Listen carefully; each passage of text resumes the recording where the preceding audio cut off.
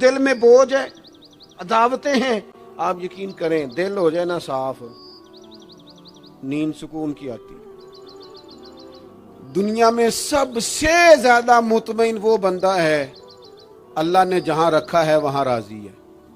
چلو ایک بات بتاؤ مجھے، ہم جس قبیلے میں پیدا ہوتے ہیں وہ قبیلہ ہماری مرضی کا ہوتا ہے کہ رب کی مرضی کا؟ جلدی جلدی بتاؤ، اتنی دیر نہ کرو، کس کی مرضی ہوتی ہے؟ تو پھر جو قبیلہ اللہ نے میرے اور آپ کے لیے پسند کیا ہم کیوں نہیں پسند کرتے؟ جو دادا نانا چچا ماموں اللہ نے میرے لیے پسند کی، یہ رشتے اللہ نے بنایا ہے نا، تو ان سے آوازار ہے، تو ان سے تنگ ہے، وجہ جو اللہ نے تیرے لیے پسند کیا اسے پسند کر۔ حضرت ابراہیم ابن ادم رحمت اللہ علیہ ایک دفعہ مریدوں کے بیچ بیٹھے تھے تو آپ فرمانے لگے دنیا میں جو کچھ ہو رہا ہے میری مرضی سے ہو رہا ہے۔ بعض بندے پریشان بھی ہو جاتے ہیں جلدی کہ اتنا بڑا دعویٰ کر دیا ہے، تو آپ ہنس پڑے، فرمانے لگے اگلی بات بھی سن لو پھر کوئی تبصرہ کرنا۔ فرمانے لگے جو کچھ ہو رہا ہے میری مرضی سے ہو رہا ہے، کیونکہ میری وہی مرضی ہے جو میرے رب کی مرضی ہے۔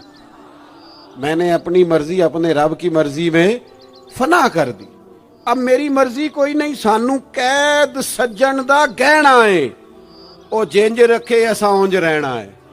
ہم نے چھوڑ دی اپنی مرضی، اپنا ہے ہی کچھ نہیں، ہم نے نہ کبھی قطرے پہ غور کیا اور نہ دریا دیکھا، بس جہاں تیری جھلک دیکھی وہیں ڈوب گئے۔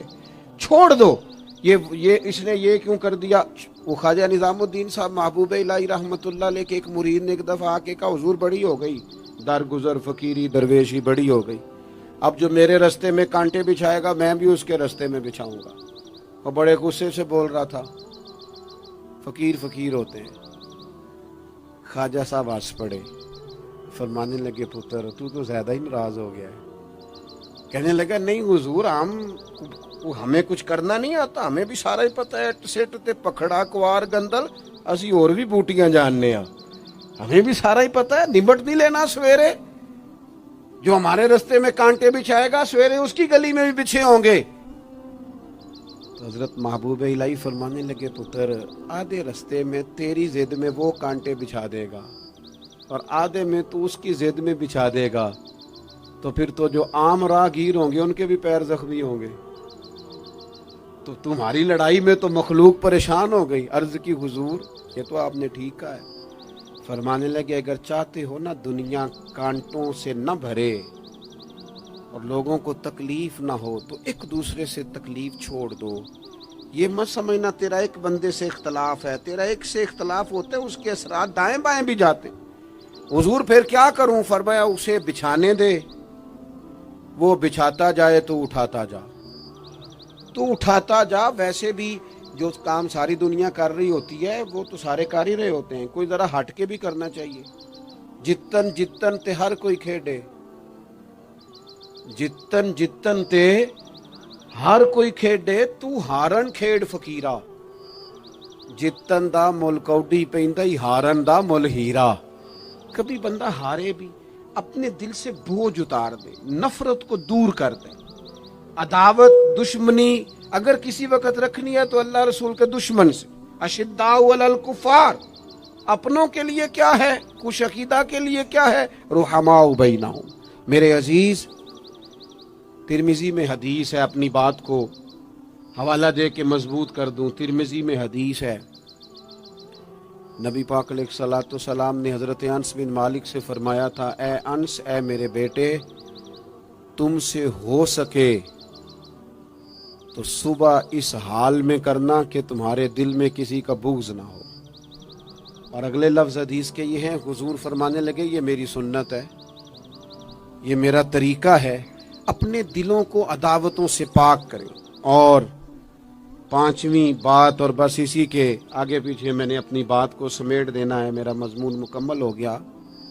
حضور کی ایک بہت بڑی سنت، نبی پاک علیہ السلام کی ایک بہت بڑی ادا، وہ پتہ کیا ہے؟ وہ ہے دوسروں کا احساس کرنا، دوسروں کے بارے میں سوچنا، دوسروں کا خیال کرنا۔ میں ابھی آ رہا تھا تو میری گاڑی کے ساتھ کچھ دوستوں نے دوڑنا شروع کر دیا. میں جو ہوں مجھے اس کا پتہ ہے. میں ہمیشہ دوستوں سے کہتا رہتا ہوں آپ بزرگوں کے ہاتھ چومیں, اللہ والوں کی اچھی بات ہے, آپ کو فائدہ ہوگا. میرے جیسے گناہ گار کے ہاتھ چوم کے آپ کو کیا ملے گا؟ کوئی نتیجہ نہیں نکلے گا. ہاں آپ کوئی میری بات مان لیں اور اس پر عمل شروع کر دیں تو رب کریم کی رحمت صبح قیامت ممکن ہے یہ کہہ دے یہ تیری وجہ سے اس نے شروع کیا تھا, جا تیرے گناہ بھی معاف کیے.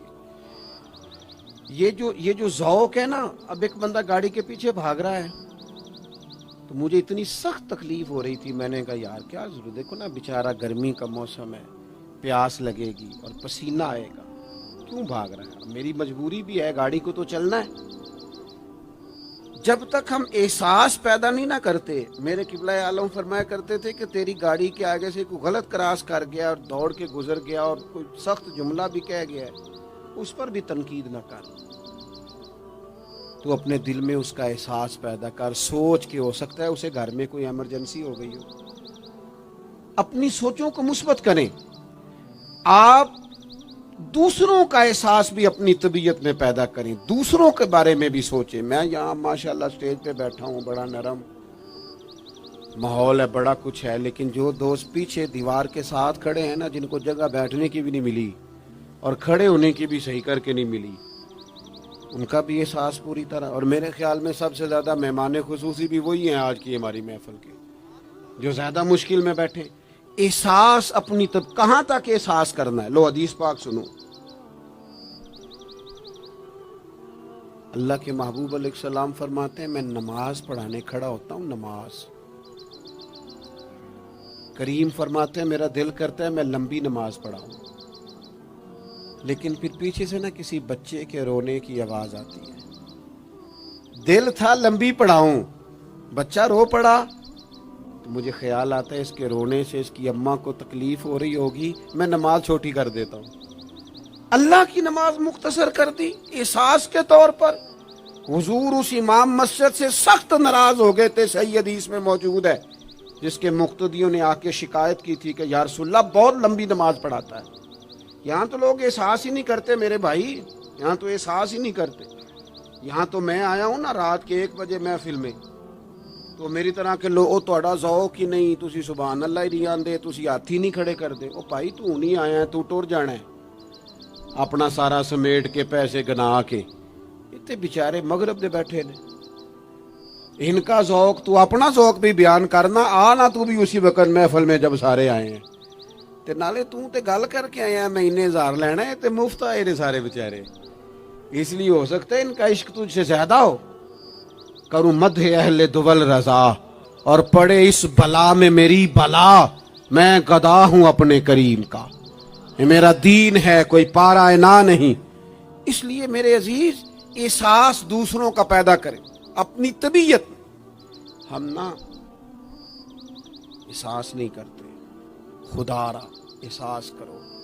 ٹھیک ہے پریشانیاں ہیں, لیکن میں جوان سے کہوں گا تو نوجوان ہے, باہر تجھے ٹینشنیں ہیں, کاروبار کی مسائل ہیں, پریشانیاں ہیں, لیکن اللہ نے تجھے جوان کیا ہے نا, حوصلہ دیا ہے نا, تو باہر کی ٹینشنیں باہر چھوڑ کے آیا کر. گھر تیرے ابا جی انتظار کر رہے ہیں, ان کے پاس بیٹھ, ان کا دکھ سن, حوصلہ بڑا کر. پھر گھر کے اندر تیری اماں بیٹھی ہے, اس نے تیرے سے بات کرنی ہے, کئی باتیں سنانی ہے. تیرا بیٹا ہے وہ دوڑ کے آیا ابا ابا کہتے, اور تو کہتا لے جا میری طبیعت نہیں ٹھیک. دنیا میں سب سے مصروف وقت رسول کریم نے گزارا ہے, لیکن حضور تو غلاموں کی بات بھی سنتے, حضور تو گھر والوں کو وقت بھی دیتے. سیدہ عائشہ صدیقہ فرماتی ہیں جب تک گھر میں رہتے گھر کا کوئی کام ہی کرتے رہتے, اور حضور تو نواسوں کو ٹائم دیتے, نماز کے وقت بھی ساتھ لے جاتے.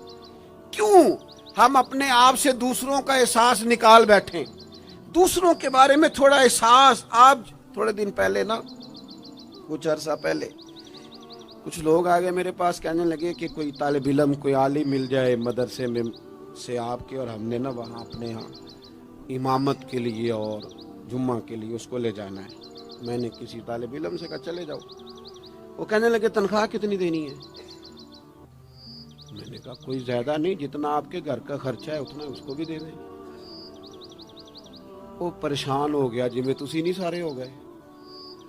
تو اتنے پیسے دے دیں جتنا ہمارا خرچہ ہے، ہم تو صاحب ہوتے ہیں، اس کو کیسے دے دیں یہ والا خرچہ؟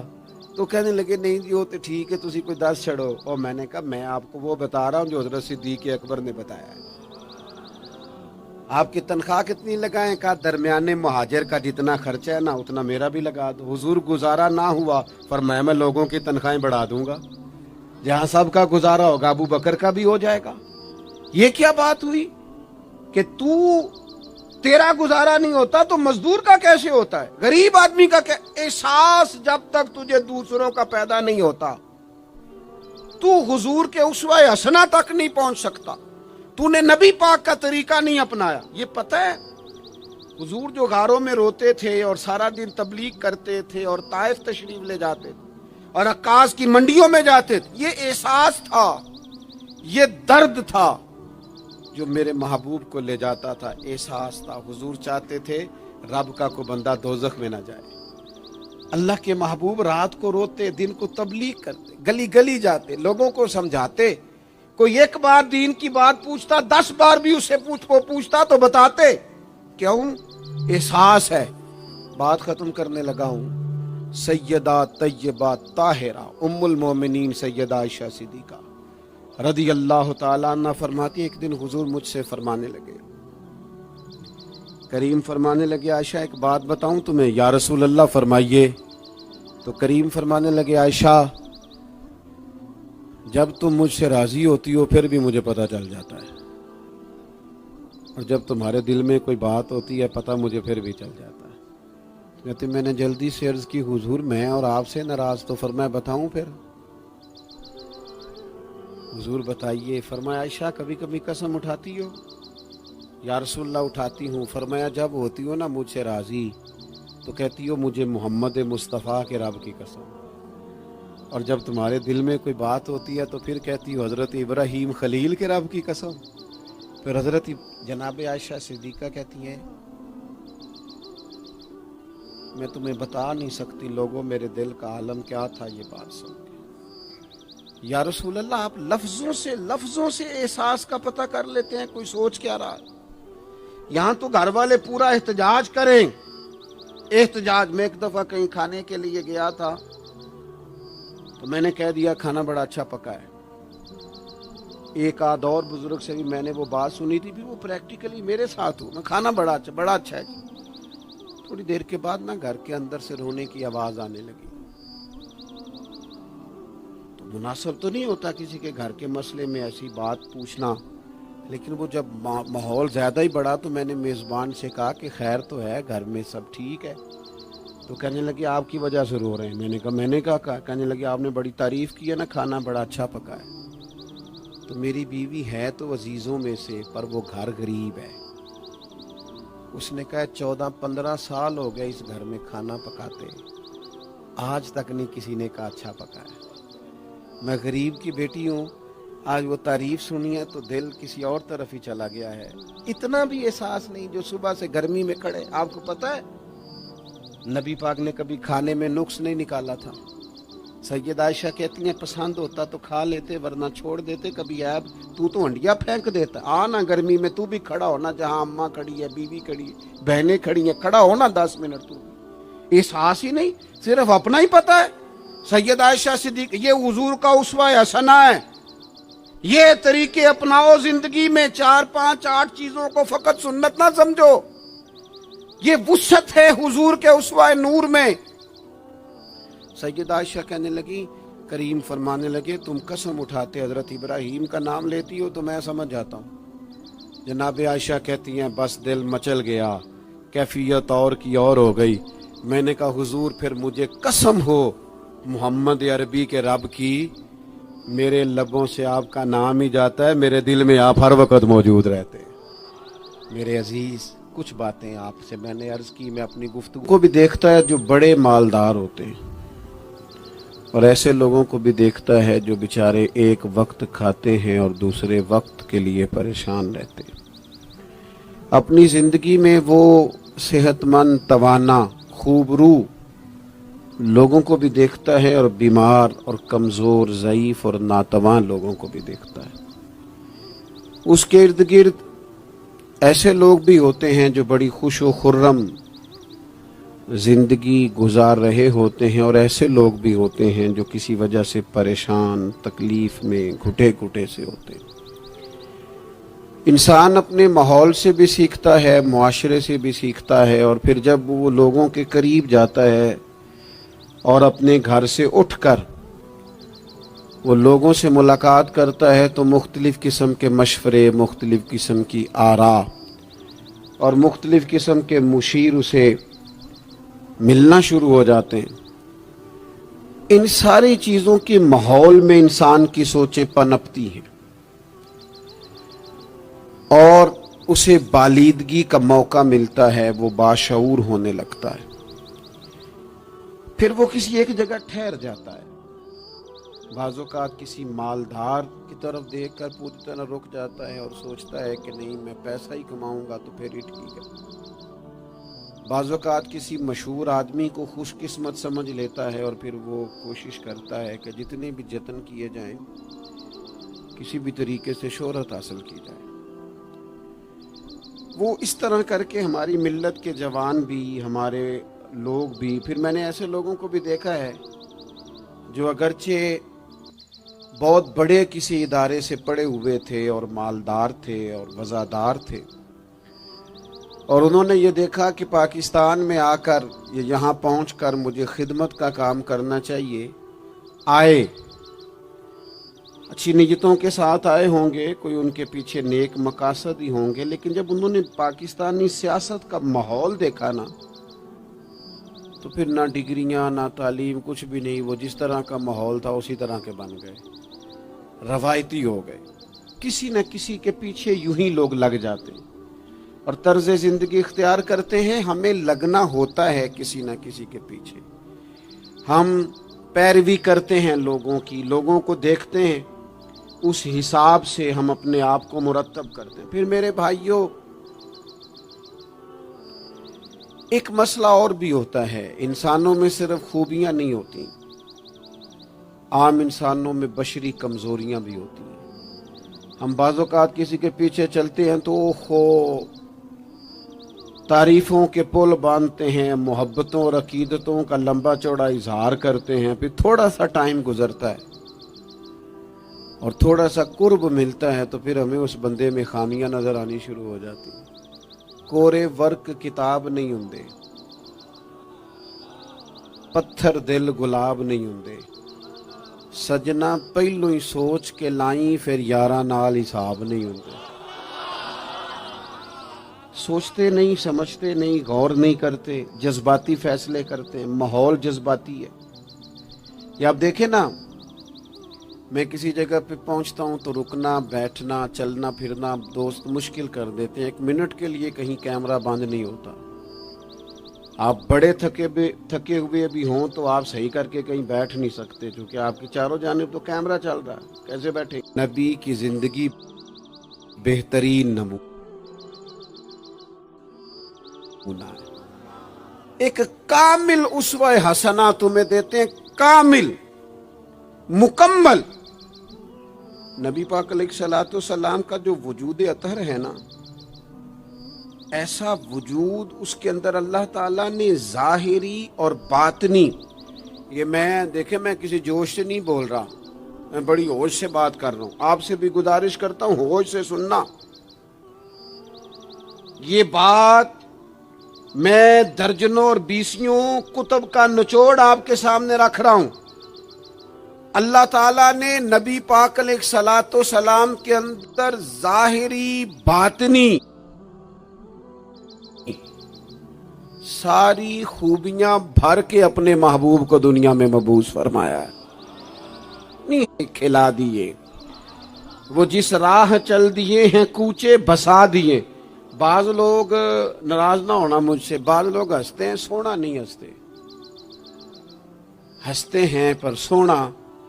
سیدہ طیبہ طاہرہ حضرت عائشہ صدیقہ فرماتی ہیں، حضور مسکراتے تھے لیکن اس مسکرانے میں بھی عجیب وزاداری تھی، ہنستے تھے کھل کھلا کے نہیں ہنستے تھے، اس میں کہا نہیں لگتا تھا، آوازیں نہیں پیدا ہوتی تھی، یعنی سونا ہنس بھی جاتے تھے لیکن اس کے اندر بھی عجیب لطافت تھی.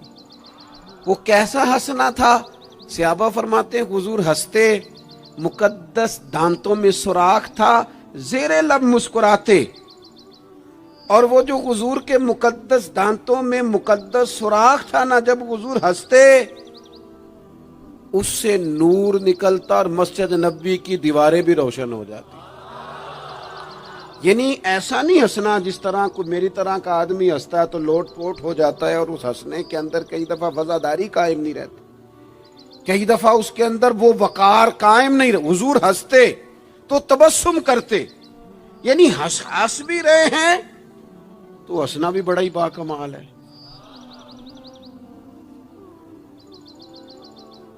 اور میرے اعلیٰ حضرت تو کہتے ہیں بس وہ ہنس پڑتے تھے، پھر جو عمر بھر کے رو رہے ہوتے تھے نا، وہ حضور کا ہنسنا دیکھ کے ہنس پڑتے تھے. گویا نا جہاں جہاں خزاں ہوتی تھی بہار آ جاتی تھی، جہاں جہاں دکھ ہوتے تھے سکھ آ جاتے تھے، جہاں جہاں بھی کوئی کمزوری ہوتی تھی، خدا کہتے ہیں جس کی تسکین سے روتے ہوئے ہنس پڑے، اس تبسم کی عادت پہ لاکھوں سلام.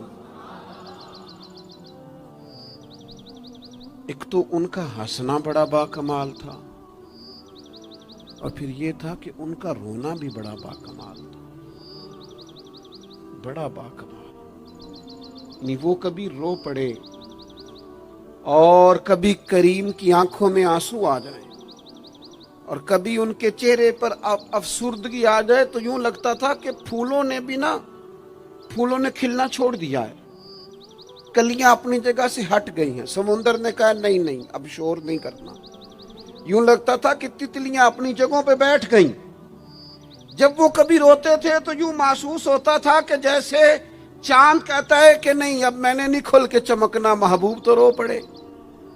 اور کبھی کریم روئے، آنکھوں میں آنسو آئے، تو ان کے رونے میں حسن اتنا تھا، کمال اتنا تھا کہ جبریل امین آئے اور آ کے عرض گزار ہوئے، یا رسول اللہ، سارے بھید جاننے والا رب پوچھتا ہے کریم سے پوچھو نا، محبوب سے پوچھو نا روئے کیوں ہیں؟ یہ رو پڑے ہیں، کیوں روئے ہیں؟ سارے بھید جاننے والے مالک کیوں روئے؟ تو محبوب فرمانے لگے جبریل، امت کا قیامت کا حساب، قیامت کی گرمی، اللہ تعالیٰ کا کرسی عدالت میں اپنی شان کے لائق جلوہ افروز ہونا، امت کی کمزوریاں، سستیاں، غفلتیں، ان کو یاد کر کے رو پڑا ہوں. غم امت نے نڈھال کر دیا ہے. حضرت جبریل بارگاہ ایزوی سے پیغام لائے، محبوب کریم صلی اللہ تعالی علیہ وآلہ وسلم نے حضور روئے. جب جبریل امین یہ پیغام لے کے لوٹتے ہیں تو رب کریم نے کیا فرمایا؟ آپ کی توجہ ہے میری بات پر؟ مالک کریم نے کیا فرمایا؟ وہ آیت نازل ہوئی جس کے بارے میں امام زین العابدین رضی اللہ تعالیٰ عنہ فرماتے ہیں قرآن میں سب سے امید والی آیت یہ ہے. روئے حضور اور جناب جبریل پوچھ کر واپس گئے تو رب کریم نے فرمایا جا کے میرے محبوب سے فرما دیں وَلَسَوْفَ يُؤْتِيكَ رَبُّكَ فَتَرْضَىٰ، محبوب رب آپ کو اتنا دے گا کہ آپ اپنے رب سے راضی ہو جائیں گے. محبوب آپ کو راضی کریں گے، نہ روئیں، آپ کو راضی کریں گے آپ کو. اور حضور کیا فرماتے ہیں؟ فرمایا جب تک میرا ایک امتی بھی دوزخ میں کوئی نہیں راضی ہوتا. اللہ کیا جہنم اب بھی نہ سرد ہوگا؟ رو رو کے مصطفیٰ نے دریا بہا دیے. حضور کا ہنسنا بھی باکمال، رو دینا بھی باکمال. ان کا کسی بندے سے محبت سے اٹھ کے گلے لگانا بھی باکمال. اور کبھی حضور جلال کریں تو محبوب فرمانے لگے میں نے دعا مانگی ہے، اے اللہ اگر میں کسی کو جھڑک دوں تو اتنا ثواب دینا جتنا تو فرض نماز کا ثواب دیتا ہے. یہاں یہ بھی ہر زاویے سے، ہر نگاہ سے. میں کیا آپ کو عرض کروں، ہم نے نہ کبھی سیرت بیان کی میری طرح کے لوگوں نے، نہ قوم اس طرح سے سیرت کو پڑھتی ہے. सीरत नबवी का एक एक पहलू कभी खोला जाए, ये जो जमाने में बेचैनी पाई जाती है ना, बेकरारी पाई जाती है और ज़हनी इंतशार है और फिक्री उलझाव है और टूटती बिखरती सोचें, ये सारी खत्म हो जाए, ऐसा ठहराव नसीब हो, जीने का भी मजा आए और मरने का भी मजा आए। अगर हुजूर की सीरत मुकद्दसा को समझा जाए तो महबूब की जिंदगी हर तरह से कामिल है, मुकम्मल है, अकमल है। आप कहीं भी और जाएंगे, ये आजकल मोटिवेशनल स्पीकर्स का दौर है, हमारे बच्चे जदीद पढ़े लिखे, वो कहते हैं मैं फलां मोटिवेशनल स्पीकर के पास जाता हूँ। जाएं आप, बहुत सारे लोग ऐसे हैं, उन्हें कहें तो वो बाज नहीं आते, वो तजर्बा करके बाज आते हैं। और बिलखुसूस नई नस्ल जो होती है वो बुजुर्गों के तजर्बों से फ़ायदा नहीं उठाती, वो अपने अलग से तजर्बे करना चाहती, उसका भी बड़ा ख़तरनाक नतीजा बरामद होता है। तो कोई बंदा भी जो आपको मोटिवेट करता है ना किताब व सुन्नत के बगैर, कोई भी आपको मोटिवेट कर रहा है, वो क्या कुछ कह रहा है, क्या कर रहा है, वो कभी भी आपको तालीम सही नहीं दे सकता। क्यों? इसलिए कि जो तालीम वही इलाही के बगैर होती है वो नाकस होती है। अंबिया की तालीम वही इलाही के साथ, लिहाजा अगर कोई आदमी आपको मोटिवेट करता है किताब व सुन्नत के साथ, वो आपको दुरुस्त सिमत लेके जाएगा, वरना तो हर आदमी आपको उलझा देगा। मेरे भाई, नबी पाक का उसवा हसना, हमारे यहाँ लोगों ने सुन्नत शरीयत समझ किसको लिया है? हमारे यहाँ लोगों ने सुन्नत शरीयत समझा है सिर्फ पगड़ी बांध ली, बहुत अजीम सुन्नत है इमामा बांधना। बाज लोगों का ख्याल है सिर्फ दाढ़ी रखना, दाढ़ी बहुत अजीम सुन्नत, बहुत अजीम सुन्नत, अंबिया किराम की पसंद है। और आपको पता है अल्लाह ताला ने औरतों को दाढ़ी दी ही नहीं, ये मर्द का जेवर है। हाँ, ये मर्दाना काम है, दाढ़ी मर्द का जेवर है। और फिर ये आपके जिस्म का हिस्सा है, दाढ़ी का वजन कोई नहीं होता।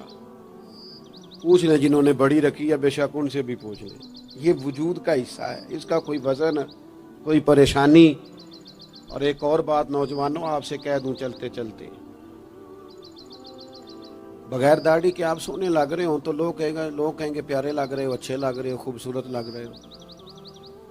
और दाढ़ी के साथ अगर किसी को प्यारे लगो ना, तो जो तारीफ करेगा वो तो तारीफ ही बड़ी रूहानी किस्म की है, वजदानी। यानी आप दाढ़ी के साथ अच्छे लगे तो लोग कहते हैं कितना नूरानी चेहरा है। अब देखो इस तारीफ के पीछे जो जुमलों की तरतीब है उसमें हुस्न कितना, दाढ़ी, इमामा, सफेद लिबास, और फिर ये कि मिसवाक करना बड़ी आला सुन्नत है, मीठा खाना बड़ी आला सुन्नत। लेकिन यही 4-5 सुन्नतें नहीं मेरे भाई हुजूर की, ये बहुत बड़ा मसला है। बाज लोग समझ फलां जी सुन्नत शरीयत पे अमल करता है, क्या करता है? दाढ़ी पगड़ी वाला है। वो खुदा के बंदे, ये अजीम सुन्नत है, कौन इसका इनकार कर रहा है? लेकिन नबी पाक का तो उसवा हसना है, उसके पीछे तो पूरी जिंदगी है। इधर देखो मेरे। अच्छा, फिर एक और बात, बाज लोग समझते हैं मीठा बोलना सिर्फ सुन्नत है और इखलाक की अलामत है, सिर्फ मीठा बोलना। आपने नाराज नहीं होना, मीठा तो बाज बंदे अपने मतलब के लिए भी बोलते हैं, वो काम निकलवाने के लिए बड़ा मीठा मीठा बोल रहे होते हैं। और ये सुनो मेरे भाई, सिर्फ मीठा बोलना ही सुन्नत नहीं, हमेशा सच बोलना सुन्नत है, हमेशा सही बात करना, दयानतदार रहना। तू समझता है 4, 5, 6, 8 चीजें ही सुन्नत है? ओ खुदा के बंदे, नबी पाक की जो अदा सबसे पहले दुनिया के सामने आई और हुजूर की जिस अदा से, सुन्नत से लोगों को सबसे पहले वाकफियत हुई, शोर नहीं पड़ जाता किसी चीज का दुनिया में, मुआशरे में, फला बंदा ये करता है, फला एक बंदे का एक चीज तारुफ बन जाती है। तारुफ, कोई चीज लोगों के वजूद के साथ, नाम के साथ साबका लाहिका बन जाती है। जो चीज सबसे पहले जिससे लोगों ने मेरे नबी पाक का तारुफ किया और लिया, इधर देखो नौजवानों मेरी तरफ, जिस चीज से सबसे पहले हुजूर की जिस अदा से लोग वाकिफ हुए थे, वो तो सादक और अमीन होना है। सबसे पहले लोग वाकिफ हुए थे कि हमेशा सच बोलते हैं, हमेशा सच। ملت کا جوان تو لوگوں کو ہنسانے کے لیے جھوٹ بولتا ہے، کوئی فائدہ نہیں، کوئی فائدہ نہیں، جھوٹ بولنے کے لیے ڈینگے مارتے ہیں، بڑکے مارتے ہیں، میں یہ ہوتا ہوں، میں وہ ہوتا ہوں، جھوٹ بولتے ہو، کیوں زیادتیاں کرتے ہو اپنے ساتھ؟ نبی پاک علیہ السلام کی تو پہلی ادا، پہلی سنت جس سے لوگ واقف ہوئے وہ صادق اور امین ہونا ہے، اور لوگ کمزوری دکھاتے ہیں۔ میں آپ سے عرض کروں، آج پتہ ہے میرے ملک کا حال کیا ہے؟ آج اتنے درد میں ہیں لوگ، اتنی تکلیف میں ہیں۔ وہ امیر لوگ تو پیٹرول پہ بحث کرتے ہیں، پیٹرول پہ زیادہ تر وہ لوگ بحث کرتے ہیں جن کی گاڑیاں بڑی ہوتی ہیں۔ غریب پیٹرول پہ بحث نہیں کرتا، وہ تو کہتا ہے کرایہ 10 روپے بڑھ گیا ہے بس کا، کیونکہ اس کو تو بس میں آنا جانا ہے، پیٹرول سے تو اس کا لینا دینا نہیں۔ یہ تو امیروں کی باتیں، تگڑے لوگوں کی باتیں۔ یہ سارا عالم اس ملک کا سب سے بڑا مسئلہ نہ قانون کا ہے، نہ معیشت معاشرت کا ہے، اس ملک کا سب سے بڑا مسئلہ دیانتداری کا ہے۔ یہاں اگر دیانتداری ہو جائے، سچ بولنے والا، بات کرنے والا سچ بولے۔ اذان سن لیں جی پہلے۔ ڈاکٹروں کے بارے میں رائے کیا ہے؟ چلیں بتائیں وابڈا والوں کے بارے میں رائے کیا ہے؟ آپ اپنی بھی ایک مولویوں پیروں کے بارے میں رائے کیا ہے؟ بس یہی حال کیا گیا، الا ماشاءاللہ بد اعتماد کر دیا گیا۔ ایسا نہیں ہے کہ صرف کسی ایک گروہ، ایک طبقے کے بارے میں بددیانتی کو فروغ دیا گیا، جھوٹ کو۔ آج بھی کسی بھی شخص کو آپ لے لیں، اس کے بارے میں سچائی سے زیادہ جھوٹی خبریں زیادہ پھیلائی جاتی ہیں۔ افواہوں کا دور اپنی زندگی میں جوانوں سچ بولو، دیانتداری کا مظاہرہ کرو۔ اس ملت کا جوان کیسے ترقی کرے گا جس کی ماں کہتی ہے کہ پتر تو سچ ہی نہیں بولتا، تو جاتا کہیں ہے بتاتا کہیں ہے، تو بات ہی ٹھیک نہیں کرتا، کیسے بات سنو؟ نبی پاک صلی اللہ تعالی علیہ وسلم نے جب مختلف جگہوں پہ تبلیغ دین کے پیغامات بھیجے تو ہرقل بادشاہ کو بھی حضور نے پیغام دیا۔ بڑا سیانا آدمی تھا، سمجھدار تھا، معاملہ فہم تھا۔ اس نے کہا میں کوئی جذباتی فیصلہ نہیں کرتا، کچھ چیزوں کے نا حضور کے بارے میں کچھ چیزوں کے سوالات میرے ذہن میں ہیں۔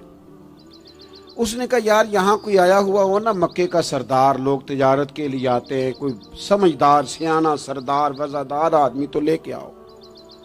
ابو سفیان ابھی مسلمان نہیں ہوئے تھے، وہاں گئے ہوئے تھے، اور آپ کو پتہ ہے کہ وہ ہر جنگ میں آگے تھے کلمہ پڑھنے سے پہلے۔ ان کو بلا کے نا لوگوں کو پتہ چلا یہ آئے ہوئے ہیں تو لے جا کے بادشاہ کے سامنے کھڑا کر دیا۔ ابو سفیان کہتے ہیں جب اس نے سوال جواب شروع کیے نا تو ظاہر ہے میں مخالف گروہ میں تھا، جب کوئی مخالف گروہ میں ہوتا ہے اس نے تعریف تو نہیں نہ کرنی ہوتی۔ وہ صرف ہمارے ملک میں رواج ہے کہ لوگ جو پارٹی چھوڑ کے آ رہے ہوتے ہیں اس کی بھی تعریفیں کر رہے ہوتے ہیں، اور جدھر جا رہے ہوتے ہیں پھر اس کی بھی۔ اللہ جانے کیسے اپنے دل کو سمجھاتے ہیں، ضمیر کو مطمئن کرتے ہیں، اللہ ماشاءاللہ۔ ابو سفیان کہتے ہیں میں چونکہ دوسرے گروہ میں تھا تو بادشاہ نے جو بات بھی پوچھی نا میں نے رائے مخالف دی۔ جو بھی پوچھا کہ وہ محبوب علیہ السلام جو دعوی نبوت کرتے ہیں، ان کا کلمہ پڑھنے والے امیر ہیں، غریب ہیں، بات کیا ہے، جنگیں ہوئی ہیں تو نتیجہ ایک طویل گفتگو ہے۔ ابو سفیان کہتے ہیں آخر میں بادشاہ نے ایک سوال پوچھا، یہ جوان زیادہ غور کریں گے۔ سوال پوچھا، ابو سفیان کہتے ہیں مجھ سے کہنے لگا وہ جس کریم محبوب علیہ السلام نے دعوی نبوت کیا ہے کیا کبھی انہوں نے جھوٹ بھی بولا ہے؟ ابو سفیان کہتے ہیں میں چپ کر گیا۔ ایک منٹ کے لیے میرے دل میں خیال آیا معاذ اللہ کہہ دوں بولا ہے، پھر میں نے سوچا یہ تو عرب کی وزاداری کے خلاف ہے کہ میں جھوٹ بولوں۔ اور پھر ابو سفیان کہتے ہیں میرے دل کے کونے سے آواز آئی میں کوئی اور بات کروں گا تو شاید کوئی تھوڑی دیر کے لیے سوچے، اور اللہ کے رسول نے جھوٹ بولا یہ تو مانے گا ہی کوئی نہیں، یہ تو مخالف نہیں مانیں گے، کافر مشرک نہیں مانیں گے۔ بادشاہ کہنے لگا سوچتے کیا ہو، بتاؤ کیا کبھی انہوں نے جھوٹ بولا ہے؟ ابو سفیان کہتے میرے ہاتھ میں چھڑی تھی، میں نے اٹھا کے دوبارہ زمین پہ رکھی، میں نے کہا بادشاہ وہ رشتے میں میرے بھتیجے لگتے ہیں، میری ان سے مخالفت ہے، میں ان کے مقابل فوجیں تک لے کے آتا ہوں، وہ ہمارے بتوں کو برا کہتے ہیں، رائے کا اختلاف اپنی جگہ پر، لیکن وہ میرے سامنے پیدا ہوئے میرے بھتیجے ہیں، میں نے انہیں ماں کی گود میں بھی دیکھا ہے، دادا کے کندھوں پہ بھی دیکھا ہے، سیدہ خدیجہ کا دولہا بنے بھی دیکھا ہے، میں نے ان کی گود میں ان کی بیٹیوں کو کھیلتے بھی دیکھا ہے، اختلاف اور مخالفت اپنی جگہ پر وہ کریم میرے سامنے پیدا ہوئے اور ان کے مقدس بال میری آنکھوں کے سامنے سفید ہوئے، ان کی زبان سے جو بھی نکلتا ہے حق اور سچ ہی نکلتا ہے، وہ اسیر دشمن کی چاہ میں بھی، مخالفوں کی نگاہ میں بھی وہ امی ہے، صادق ہے، معتبر ہے، میرا پیغمبر عظیم تر ہے، کبھی زبان سے جھوٹ نہیں نکلا، اللہ آپ کو جزا دے۔ سنیں جی، کچھ خطیب بغیر نعروں کے بھی تقریر کر لیتے ہیں یار، اونچی سبحان اللہ کے بغیر بھی کام چل جائے گا انشاءاللہ، آپ خالی سنتے جائیں نہ بھی سبحان اللہ کہیں پھر بھی گزارا، اثر کرے نہ کرے سن تو لے میری فریاد، اور نہیں ہے داد کا طالب یہ بندہ آزاد۔ میرے عزیز، نبی پاک علیہ الصلوۃ والسلام نے سچ بولا، ابو سفیان کہتے ہیں ان کی زبان سے سوائے حق سچ کے کبھی کچھ نکلا، کریں نا تھوڑی پابندی ہم بھی سچ کی، کریں نا۔ اچھا ہم بولتے ہیں سچ، بہت سارے لوگ سچ بولتے ہیں، لیکن وہ دوسروں کے بارے میں بولتے ہیں، اپنے بارے میں نہیں بولتے۔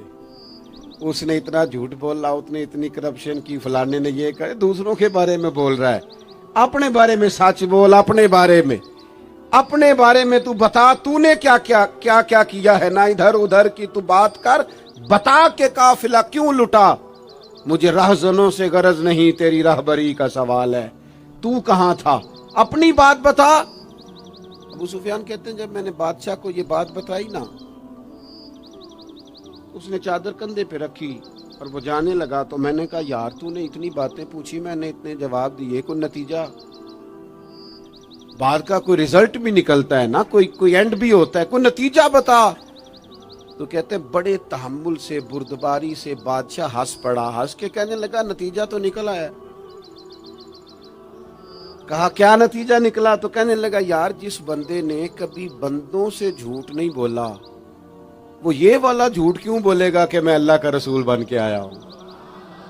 جو بولتے ہی سچ ہیں تو پھر گویا وہ کہہ رہا تھا مان لو کہ یہ بھی وہ سچ ہی بولتے ہیں کہ میں اللہ کا رسول بن کے آیا ہوں۔